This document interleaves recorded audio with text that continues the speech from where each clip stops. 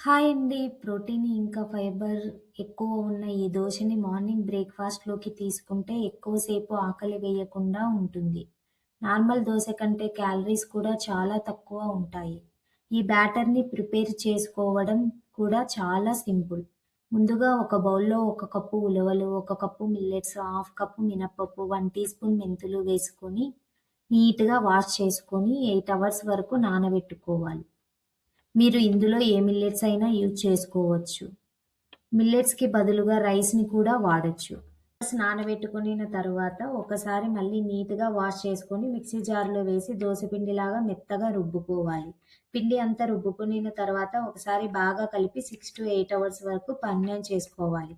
Dosa batter కంటే ఈ batter తొందరగా పర్మనెంట్ అవుతుంది. అందుకని ఈ బ్యాటర్‌ని 1-2 డేస్‌లో ఫినిష్ చేసుకోవాలి. పిండిని కొద్దిగా వేరే బౌల్‌లోకి తీసుకొని వాటర్ అలాగే సరిపడ్డ సాల్ట్ వేసుకొని దోసలు వేసుకోవడమే. చూడండి దోసలు ఎంత చక్కగా వచ్చాయో! ఈ దోసకి combination spicy and tangy chutney చాలా బాగుంటుంది.